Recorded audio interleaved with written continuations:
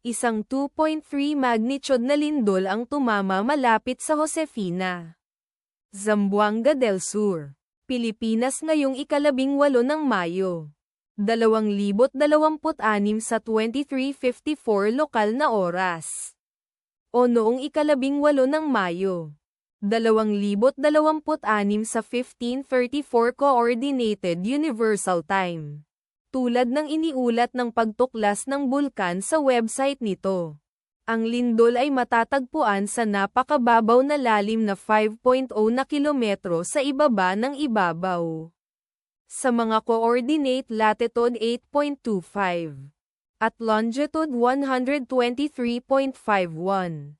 Ang eksaktong magnitude, epicenter at lalim ng lindol ay maaaring baguhin sa loob ng susunod na ilang oras o minuto habang sinusuri ng mga seismologist ang data, at pinipino ang kanilang mga kalkulasyon, o habang inilalabas ng ibang mga ahensya ang kanilang ulat.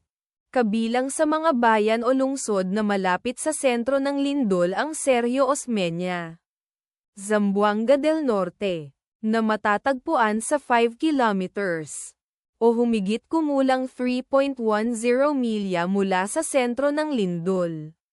Josefina, Zamboanga del Sur, na matatagpuan sa 5 kilometers o humigit kumulang 3.10 milya ang layo. Mahayag, Zamboanga del Sur, na nasa 16 kilometers o humigit kumulang 9.94 milya ang layo. Jimenez, Misamis Occidental, nasa 38 kilometro ang layo. Jimenez, Misamis Occidental. Ang inirerekomendang pagkilos ay maging mapagbantay para sa mga posibleng aftershocks na maaaring mangyari.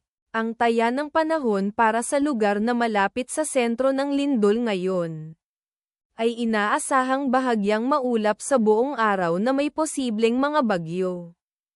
Ang lakas ng hangin hanggang 1.3 miles per hour mula sa silangan hilagang silangan. Ipagdasal natin na ang lindol na ito ay hindi magkaroon ng malaking epekto sa ating mga kapatid doon. At wala ng lindol. Amen.